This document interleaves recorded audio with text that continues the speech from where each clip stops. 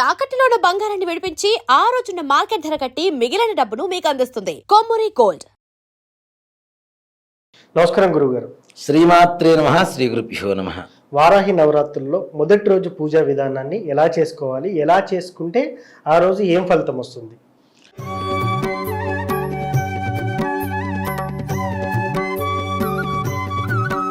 ముందు కూడా చెప్పుకున్నాం, మనకి వసంత నవరాత్రులు లలిత అమ్మవారిని పూజ చేస్తాం. రాజశ్యామల నవరాత్రులు మాఘమాసంలో వచ్చేటువంటి నవరాత్రులు మనం రాజశ్యామల అమ్మవారిని పూజ చేస్తాం. శరన్నవరాత్రుల్లో దుర్గాదేవిని 9 రోజులు పూజ చేస్తూ ఉంటాం. అలాగే వారాహి నవరాత్రులు సంవత్సరంలో మొత్తం మీద మనకు వచ్చేటువంటి 4 నవరాత్రుల్లో వారాహి నవరాత్రులు ఒకటి. ఆషాఢ శుద్ధ పాడ్యం నుంచి ఆషాఢ శుద్ధ నవమి వరకు. ఈ 9 రోజుల్లో మొట్టమొదటి రోజున ఏ అమ్మవారిని పూజ చేయాలి, అమ్మవారి అవతారం ఎలా ఉంటుంది, అమ్మవారి అనుగ్రహం ఎలా ఉంటుంది, ఏ ఏ నివేదనలు పెట్టాలి అనేటువంటి అంశానికి వస్తే, మొట్టమొదటి రోజు అవకాశం ఉంటే మీరు చక్కగా పురోహితుని పిలిపించుకొని నవగ్రహ పంచపాలక సహిత అష్టదిక్పాలక ఆవాహనం చేసి మధ్యలో కలశాన్ని ఆవాహనం చేసుకొని ఆ కలశానికి నిత్యం పూజ చేసుకోవచ్చు. అలాగే ఇవంతా మాకు శక్తి లేదండి, కేవలం అమ్మవారిని పటం పెట్టుకొని ఫోటో రూపంలో మాత్రమే పూజ చేసుకోగలుగుతాం, విగ్రహాలు ఇవన్నీ మేము తీసుకురాలేము అనుకునేటువంటి వాళ్ళకి తప్పనిసరిగా ఫోటో పెట్టుకొని కూడా పూజ చేసుకోవచ్చు. ఫోటో ఒకటే ఉంటుంది, కానీ ప్రతిరోజు అవతార విశేషం మనం మనస్సులో ధ్యానించుకొని పూజ చేయాలి. ఓకే, అమ్మ ఒక్కతే కదా, అవును. అమ్మే అనేక రూపాల్లో కనబడుతూ ఉంటుంది మనకి. నవరాత్రుల్లో కూడా అంతే, ఒకరోజు లక్ష్మి, ఒకరోజు సరస్వతి, ఒకరోజు గాయత్రి, ఒకరోజు అన్నపూర్ణ. అలాగే వారాహి అమ్మవారే ఈ 9 రూపాల్లో మనకు కనపడుతూ ఉంటుంది. కాబట్టి ఆ భావనతో అమ్మవారికి పూజ చేసుకుంటే మంచి విశేషమైనటువంటి ఫలితం కలుగుతుంది. ఓకే, ఈ అమ్మవారికి దీపారాధన చేసేటప్పుడు ఆవు నెయ్యి, నువ్వుల నూనె, ఆమదం, కొబ్బరి నూనె కాకుండా ఆవ నూనెని దీపారాధనకి వాడండి, విశేషమైనటువంటి ఫలితం వస్తుంది. ఓకే, ఆవాల నూనె అమ్ముతుంటారు కదా, పచ్చడిలో కలుపుకుంటుంటారు ఎక్కువ.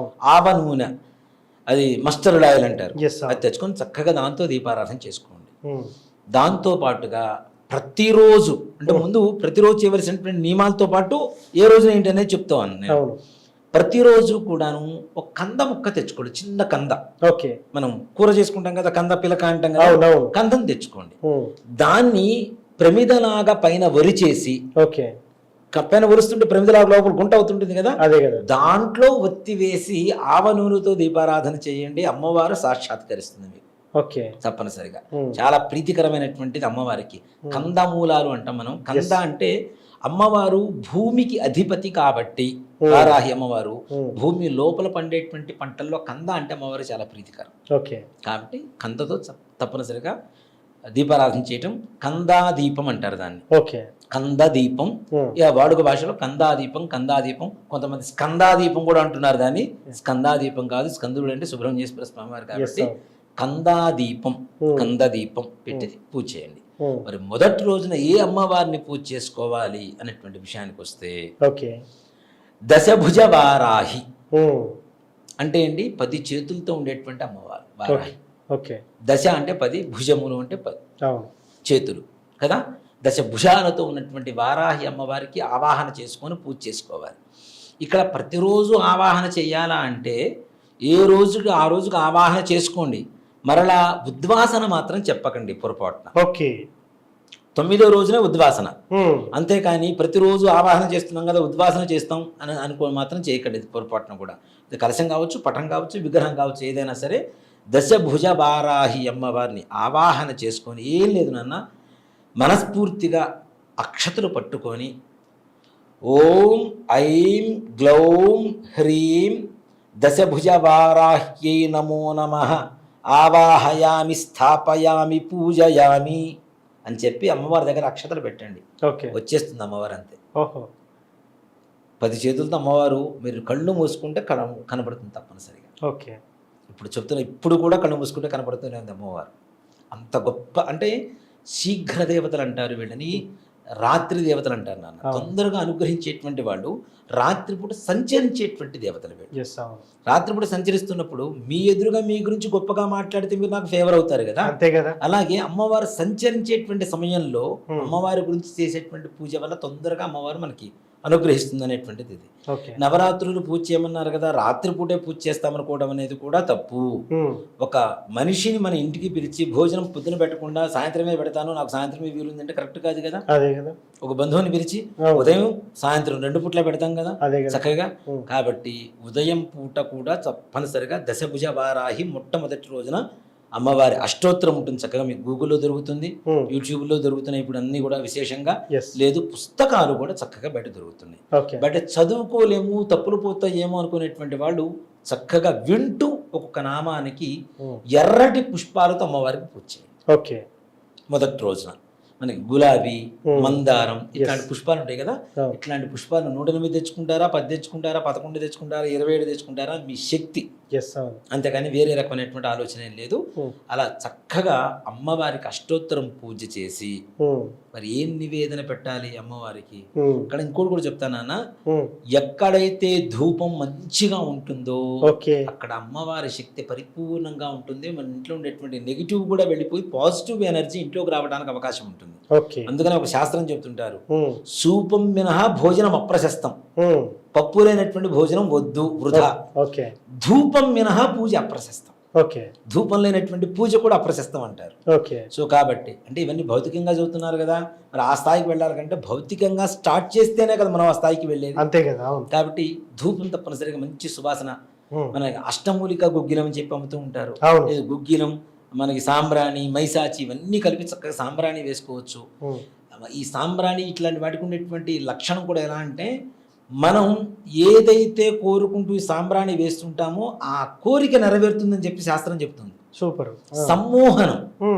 మనం కోరుకునేది ఏంటి, అమ్మవారు కావాలి, అమ్మవారు రావాలి, అమ్మవారిని మనం దర్శించుకోవాలి, అమ్మవారి అనుగ్రహం మనకు కావాలి, అంతే. ఇదే కదా. మీ మనస్సులో అనుకుంటే వేయండి చక్కగా, సూపర్. బ్రహ్మాండంగా ఇంట్లో వారాహిదేవి గల్లు గల్లు తిరుగుతూ ఉంటుంది మీకు చక్కగా. రాత్రికి నిద్రపోయేటప్పుడు అమ్మవారి దర్శనం తప్పనిసరిగా జరుగుతుంది. సార్, ఇప్పుడు మీరు పూజా విధానం చెప్పారు, మరి అమ్మవారికి ఇష్టమైన ప్రసాదం ఏంటి అసలు? మొట్టమొదటి రోజున మనకి ముద్గాన్నం అని చెప్పి ఒకటి ఉంటుంది. ముద్గాన్నం అంటారు. ముద్గాన్నము అంటే ముద్గము అంటే పెసలు. ఓకే. పెసరపప్పుతో మనం కట్టె పొంగలి అంటాం కదా, అవును. అలాంటివి తయారు చేసి అమ్మవారికి నివేదన పెట్టడం. కానీ ఒక్కటి మాత్రం చెప్తున్నాను, ప్రతి నిత్యం దానిమ్మ గింజలు అమ్మవారికి నివేదన పెట్టండి. 9 రోజుల పాటు. 9 రోజుల పాటు దానిమ్మ గింజలు, అది కూడా అందుబాటులో లేకపోతే వాటర్ మిలన్ పుచ్చకాయ దొరుకుతుంది, చిన్న చిన్న ముక్కలు తయారు చేసి అవేనా అమ్మవారికి నివేదన పెట్టండి. దాంతోపాటు మనం పెసర్లతో తయారు చేసేటువంటిది, పెసరపప్పుతో తయారు చేసేటువంటిది కట్టె పొంగలి అంటుంటాను, అలాంటిది నివేదన చేస్తే అమ్మవారి పరిపూర్ణమైనటువంటి అనుగ్రహం కలుగుతుంది. ఇది ఉదయం పూట. సాయంత్రం పూట కూడా మరలా ఇదే పూజా విధానాన్ని సాయంత్రం 7 గంటలు దాటిన తర్వాత పూజ చేయండి. ఓకే. 7 తర్వాత. ఇది అందరికీ సౌలభ్యంగా సౌకర్యంగా ఉండేటువంటి సమయం కూడా. ఆఫీస్ నుంచి వచ్చినా, వ్యాపారం నుంచి వచ్చినా కూడాను ఆ సమయం బాగుంటుంది. అమ్మవారికి ప్రీతికరమైనటువంటి సమయం కాబట్టి సాయంత్రం 7 గంటల తర్వాత పూజా కార్యక్రమాన్ని ప్రారంభించి పూజ చేసి అక్కడ పెట్టిన నివేదనని మీరు చక్కగా ప్రసాదంగా స్వీకరించండి. మరి పొద్దున చేయమన్నారు, సాయంత్రం చేయమన్నారు, ఉపవాసం చేయాలా అంటే అల్పాహారాన్ని సేవించండి, ఏ రకమైనటువంటి తప్పు లేదు. ఇంకా దీని గురించి కూడా చాలా మంది వాదించారు యూట్యూబ్లో. అల్పాహారం, ఉపవాసం అంటే ఏమీ తినకుండా ఉండమని కదా, అట్లా ఉంటాం అంటే చిత్తం శివుడి మీద, భక్తి చాప్చెప్పుల మీద అన్నట్టు ఇక్కడ మనసులో ఆకలిస్తూ ఉంటుంది, కడుపులో అమ్మా ఓం ఐం గ్లౌం ఐం వారాహ్యే నమః, బాగా ఆకలిస్తుందిరా, పూజ చేస్తే ఏం ఉపయోగం ఉంటుంది? వేస్ట్ కదా, కదా, పుణ్యం కదా, పాపమే మొత్తం. అందుకని కొద్దిగా అల్పాహారాన్ని సేవిస్తే నిద్ర నియంత్రించుకోవచ్చు. నిద్రపోతే ఇంద్రియ నిగ్రహం ఉండదు కాబట్టి, మనం నిద్రలో పోతే మన మనస్సు మన కంట్రోల్లో ఉండదు, అంతే కదా కదా. కాబట్టి అది కంట్రోల్లో ఉండాలంటే మితాహారం తీసుకోవడం వల్ల ఏ రకమైనటువంటి తప్పు లేదు. ఉపవాసము అంటే మనస్సును దేవుడికి దగ్గరగా ఉంచేటువంటి ప్రయత్నం తప్పితే కడుపు మార్చుకోమని ఏ దేవుడు చెప్పలేదు. ఎవరన్నా చెప్పారేమో, ఎక్కడన్నా రాసి పెట్టిందేమో చూపించమని నేను వింటా. సో మొత్తానికి వారాహి నవరాత్రుల్లో మొదటి రోజు పూజా విధానాన్ని చాలా చక్కగా వివరించారు. కంఫర్టబుల్ టైంలోనే చేసుకోండి కూడా ఇచ్చారు సార్. సో ఏది ఏమైనప్పటికీ కూడా వారాహి నవరాత్రుల్లో మొదటి రోజు పూజా విధానాన్ని చాలా చక్కగా తెలియజేశారు. ధన్యవాదాలు. శ్రీమాత్రే నమః. శ్రీ గురు.